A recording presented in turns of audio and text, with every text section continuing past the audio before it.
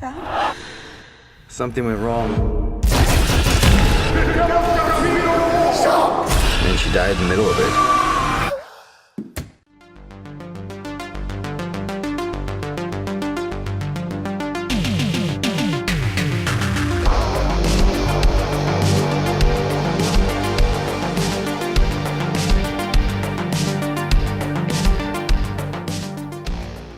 We are talking about The Possession of Hannah Grace. This one directed by Diedrich van Rooyen, and he's done mostly TV before, and stars Shay Mitchell as a woman who used to be a cop, but she froze up during a stop and search, and her partner was killed.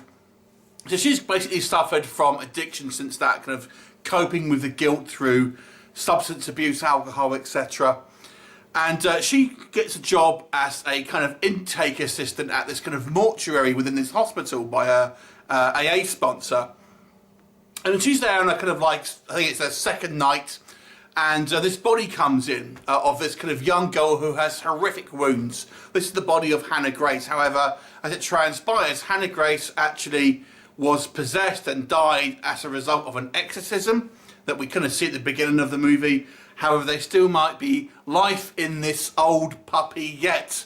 So what happens? You have to watch the movie to find out. So let's discuss The Possession of Hannah Grace. So on the plot of positives, first of all, it's slickly produced. There's actually a nice kind of shiny sheen of production value on this one. I feel actually, you feel like it's had some, a reasonable budget behind it. The production value seemed quite high. The kind of these sets of this kind of hospital look very good. So they look very kind of oppressive, and the kind of the way the kind of the lighting, it's kind of motion detection lighting and stuff like that. That kind of actually plays part of the story. But it's a really kind of good and eerie kind of atmosphere in this kind of this morgue part of this kind of hospital, and it does seem like quite a large and kind of old, oppressive kind of place. But it has modern facilities and stuff. That I quite liked. I thought the acting from the majority of cast here was all actually very good. I thought Shay Mitchell was very kind of likeable as a kind of lead character, and having kind of lots of flaws in her kind of her repertoire was also, humanises her, and kind of, she's a flawed character, but she's not stupid. She's portrayed as being, using her kind of own initiative, which I thought was pretty good here. The practical effects in regards to some of these kind of like these wounds that Hannah Grace has, I think looks really good.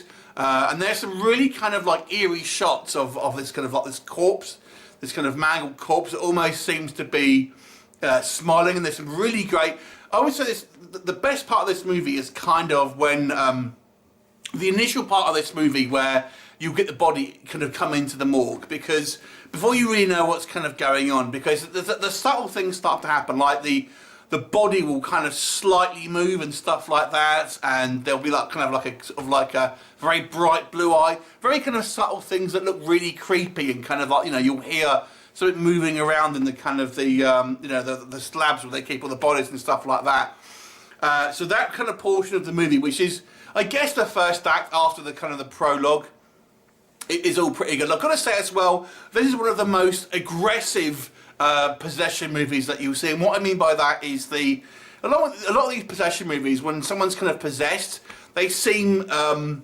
not particularly aggressive, not particularly violent as such, but this one, she really, the spirit really is kind of very violent, and actually I was surprised how high the body count was in this movie, because it really doesn't take any shit and kind of like kills people in some quite gruesome fashions. And I've got to say that I do like the effects, at least in the first half of this movie, shall we say, of the kind of the Hannah Grace when it's like skulking around. The issues become, I would say, in the second half of this movie, when it becomes a little bit more active. This thing kind of like moves around and kind of turns into a kind of a CGI kind of creature that's kind of like scouring the walls, and you see maybe a little bit too much to a certain degree, and the movie is guilty of some poor choices that are made. So, for example, there is a lot of cheap jump scares. A lot. I mean, this is essentially jump scares of the movie, because there's so many, and they're a little bit too advertised, so you kind of know that they're going to come up. like you'll see like a blank, like a void. So you just know something's going to happen in there. Things like that. And there's just a little bit too many, like someone walks past like a hand dryer and it kind of goes off and stuff like that. There's a little bit too many of the kind of the fake out jump scares, and then the kind of like just jump scares in general. It goes a little bit too far. Also a little bit of kind of cliche storytelling in regards to kind of like cannon fodder and stuff like that. And I feel they maybe have revealed a little bit too much at the beginning of the movie in our prologue, because the movie tries to kind of have an element of mystery about what's going on, but you kind of know because you've kind of seen it in the actual prologue of this film, which is a little bit kind of, you know, disappointing to it. I mean, the prologue's good, but I feel it takes away from the rest of the movie. So the actual climax of this film, we have the climax of the actual story, then a kind of like a, I guess you want to call it a stinger. It's not after the credits, it's just a scene that's at the end of the movie. But the climax seems a little rushed, I have to say. It just seems to wrap up fairly quickly. And there are a couple of plot holes here that I can't really discuss without kind of spoiling anything. But there's a couple of things that were said and kind of done in the movie that I'm thinking, hang on a second, but I can't really say because I'll spoil. And then we have this kind of this end tag, and I was thinking, oh, do you know what? These things are kind of bothering me now because it's always the thing, oh, something else is going to happen. There's going to be a sequel with setting something up, but it seems really pointless. It almost seems like they filmed a bit more of this and they decided, oh, actually, we'll stop shy of showing something. So the ending seems completely pointless to me. So overall, I feel this movie has some decent production value. It's entertaining. I was entertained throughout this movie. There are certainly in the first half, there are some really good creepy moments. But the second half, it starts to kind of fall down a little bit. It's not as clever as it thinks it is. It thinks it's kind of pulling the wool over your eyes when it isn't. And ends up being somewhat cliched. And I got the feeling that this just doesn't have a veteran horror hand behind it. But it just goes into all the old cliches. And if you maybe had someone who has a little bit more experience in the horror genre, perhaps, you may be able to have been picked up on some of this and made it a little bit more smarter to a certain degree. The director's mainly done TV before this. I don't know.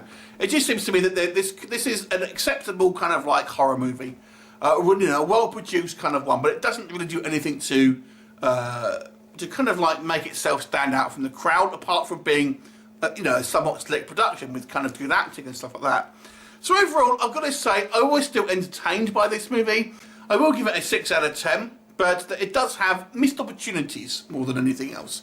Have you seen it? What did you think of it? Leave me a comment and I'll look forward to seeing you next time. Bye for now.